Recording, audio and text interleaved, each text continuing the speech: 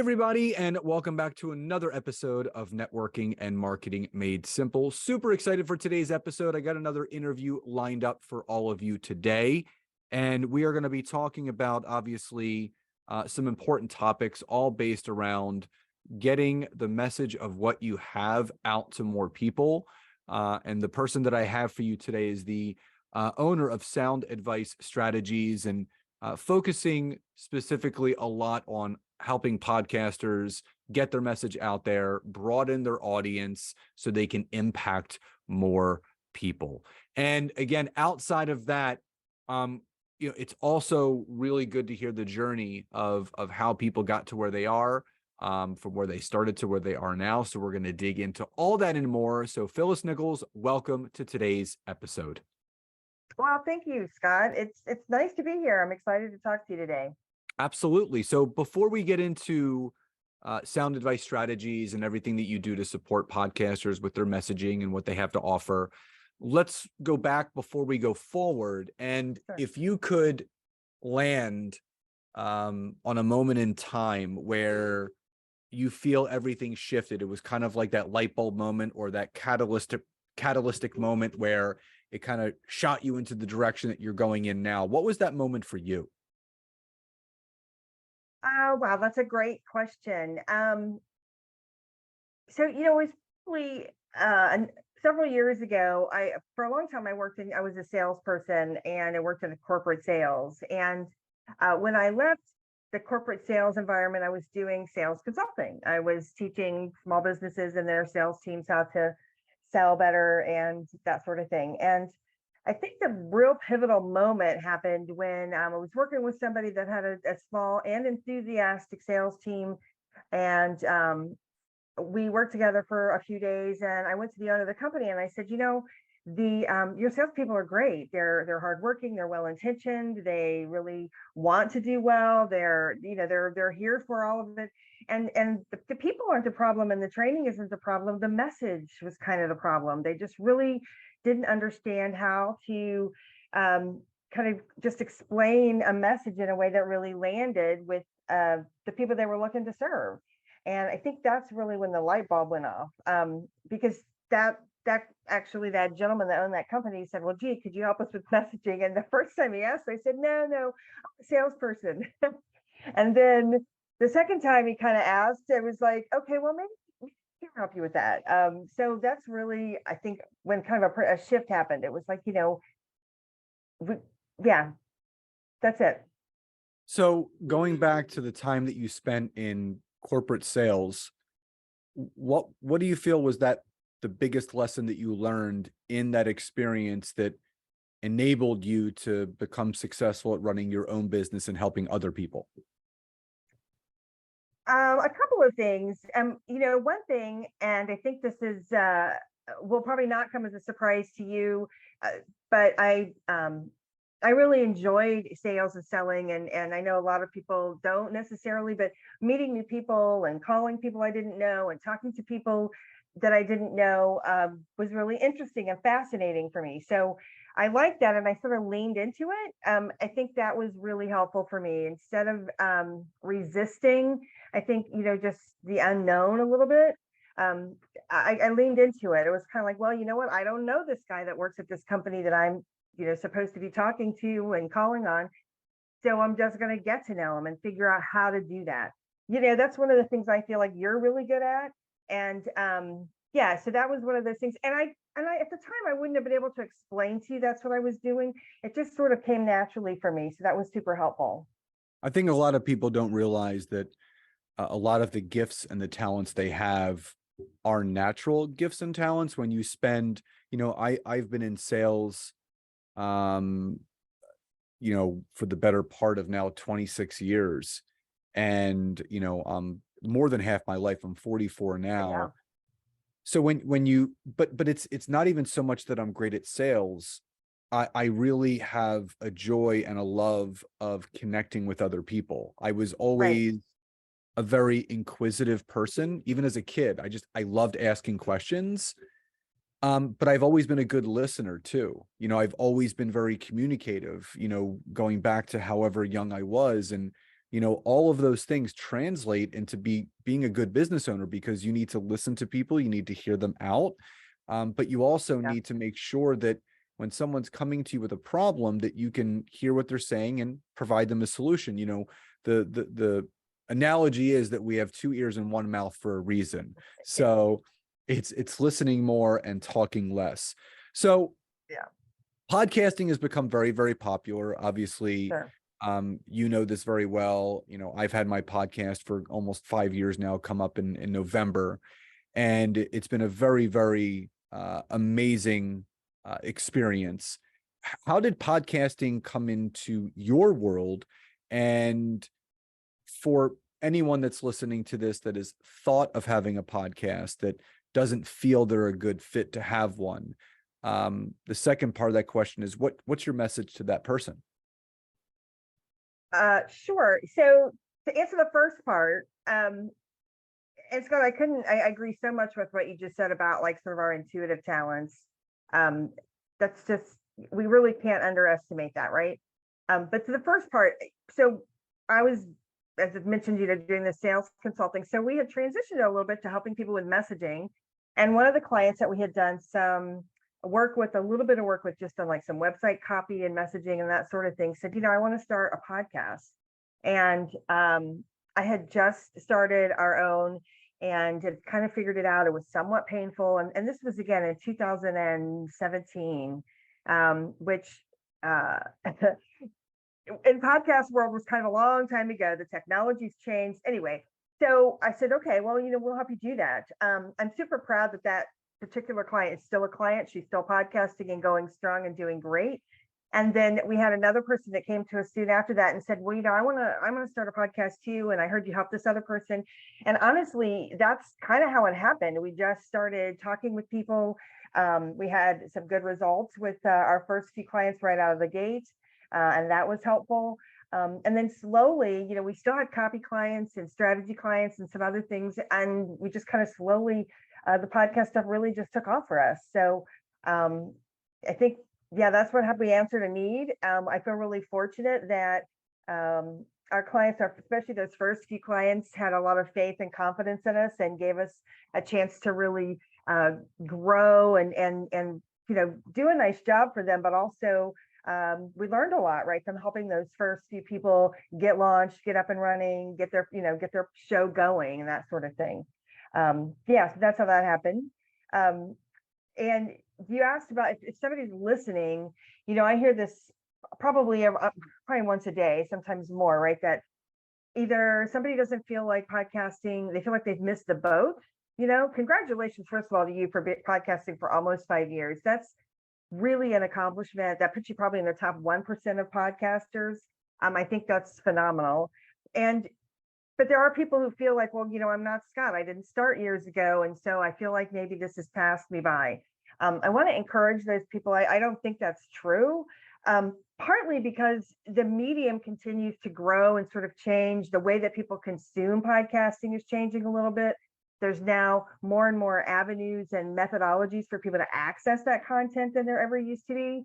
So we're just not seeing it in real life practical applications. We're just not seeing that at all. And the second thing I would tell people, the other, I think, thing I hear a lot is, well, there's already a lot of people that talk about my topic or that have similar expertise. And while that's true, for any one of us, really, and I feel like this answer sounds, I feel like people discount this answer. Let me put it that way. I think and I don't want people to discount it. It's like, there are people who are talking about it, but they're not you. They don't have your perspective. They don't have your life experience. They don't have your, just your particular expertise and spin on things. And I kind of relate this to authors. You're also an author, right? And we have several clients who are authors, who have several books and are writing, working on writing their next book and that sort of thing.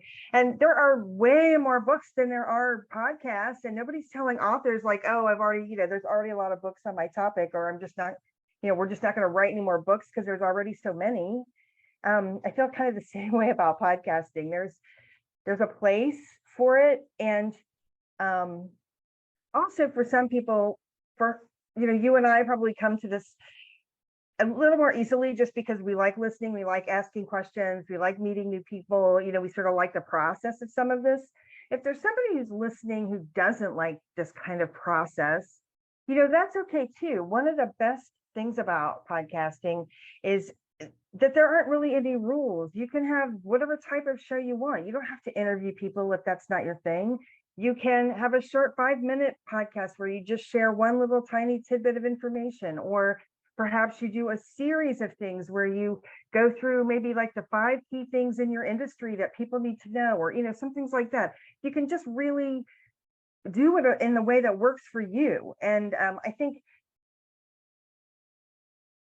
should be understated. Like, you can genuinely just do it however you want, and it's going to be right if you're getting the information and the message that your audience needs and wants to hear.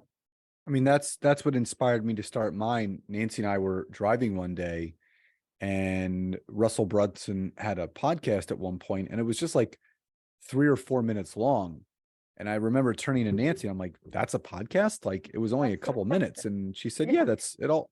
Robin Sharma, his are like 30 seconds. Like, it's like one small little like tidbit, and then he's done. So that's how I got inspired to do it. But what I'll say to that point is this: for as many podcasts are being created on the daily, there's just as many people that are letting their podcast go. And it's called pod fade because everyone gets excited. I'm not saying that podcasting is a full-time job. It's not. If you have a good system in place, you can run it like a well-oiled machine. It doesn't take up any of your time. It just feeds your business. But again, you have to want to do it. Now it's like, I mean, it's second nature to me. I'm approaching 500 episodes at this point. So it's like second nature. And again, anyone can get to that point. Part of what, people learn in our group mastermind, we teach people how to start, launch, and create their own podcast because it can be done in a very simplistic way. Right. So let's talk about, your business a little bit. SoundAdvice strategies. Obviously, SoundAdvice is something that people are always looking for. How did you come up with the concept for the business, and what was it about podcasters that you lent that heart of service to those people to really support them? Well, SoundAdvice, I had a business called SoundAdvice Sales and Marketing when I was doing the sales consulting. And then when we were sort of transitioning, I'm like, that didn't fit anymore. But I loved the SoundAdvice, both for the, SoundAdvice, which is helpful, useful information, and then the kind of the play on words with sound and audio. So we kept that. But we want, I think, the kind of person and the way that we like to approach our business, I think it's just because I saw so many people. I both, again, in my sales consulting days, and then when I started podcasting and started doing some of these other things, was part of some professional organizations and groups, and so many people, women in particular, but not all women, were really struggling to just get their message out there, and not just people that were really confident and competent and capable and all of those good things, and they had such great information to share, and they just really struggled with how to do it. And I just felt like podcasting just made so much sense for people like that, right? You can do it in your own time. It's to your point, right? People can set up a process that works for them. You can sit down, some of our people, sit down one afternoon a couple of times a month and record, a couple of, 4 to 6 weeks of content really quickly, fairly straightforward. We have people that do a variety of things.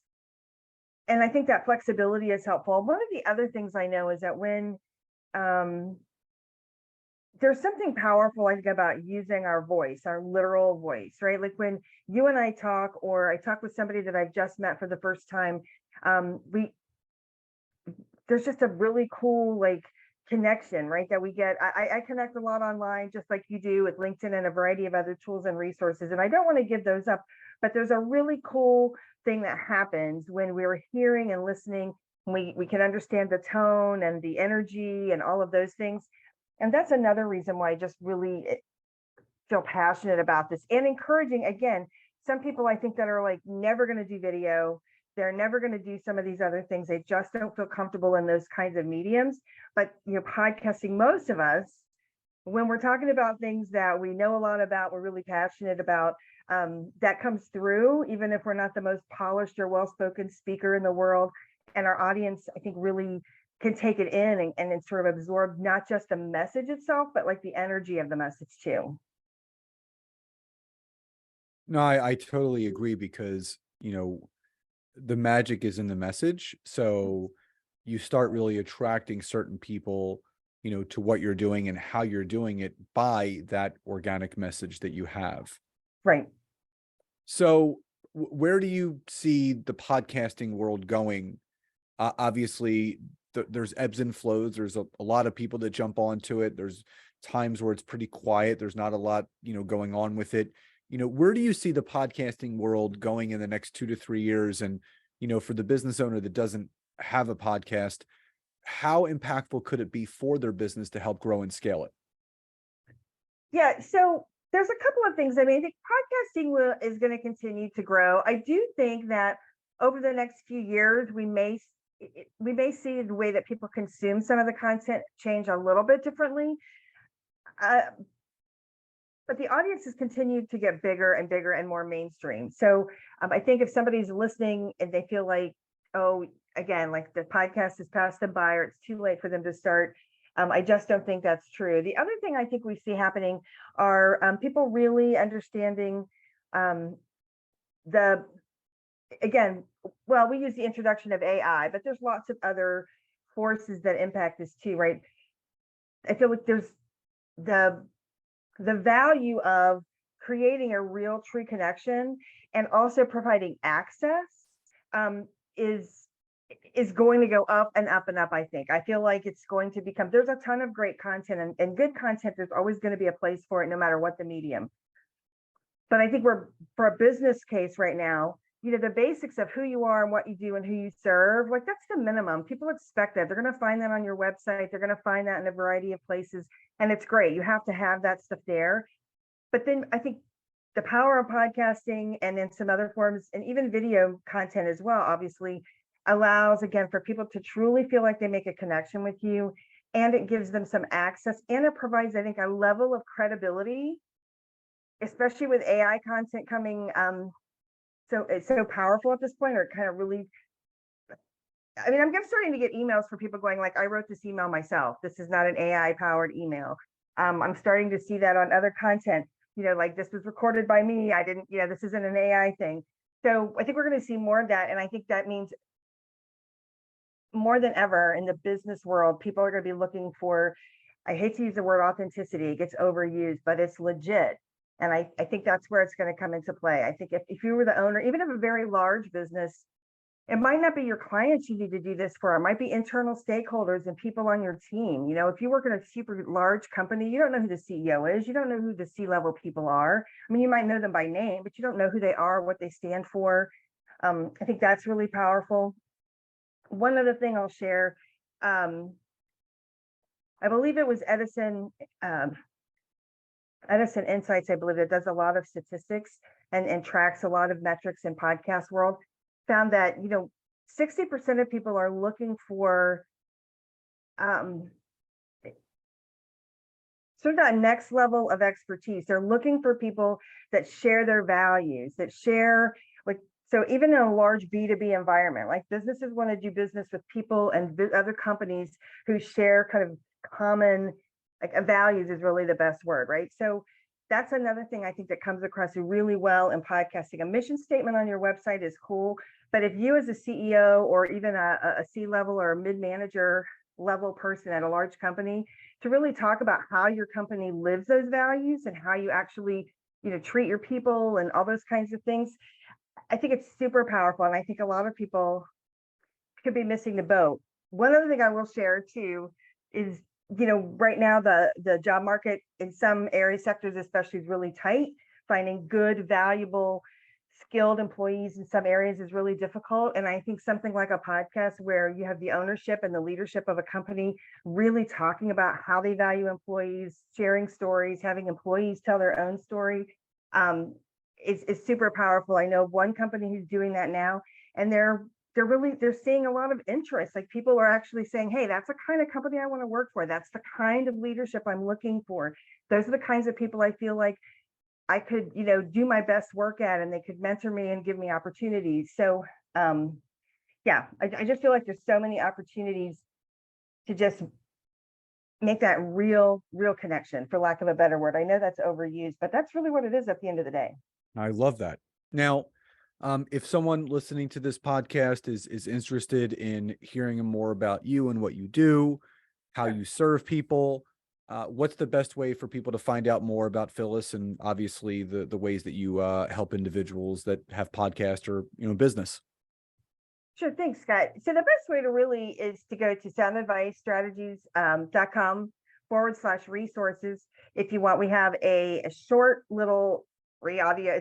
It's an audio series, but we sort of break down for people how we help our clients especially in the business space, how we help them get results. You can get that content, and it takes you about 20 minutes or so. And there's lots of other good information on the website about how we do that as well. But the resources tab is going to be a great place to start. And we'd be happy to help anybody, answer any questions. There's a contact form there if you want to reach out with something specific. Awesome. And for anybody listening, the information that Phyllis just shared obviously will be in the show notes, in the email, and in the description of this episode. So you're not going to have to travel too far. So Phyllis, final question before we sign off today. What does success truly mean to you? Oh, that's such a good question, and I love that you ask it. For me, I think it's actually doing work that I love and being able to really enjoy what I do. Right, I get to do things I like to do every day with people I think are really smart and interesting, and that's really successful for me. That's really everything I'm looking for. It's amazing. Love that, and I could not agree more. And Phyllis, thank you so much for coming on to the show today. Just appreciate you, your wisdom, your advice, and everything that you shared. So thank you again so much for being here today. Oh, well, thanks, Scott. It's an honor to be here. You're so great to have me.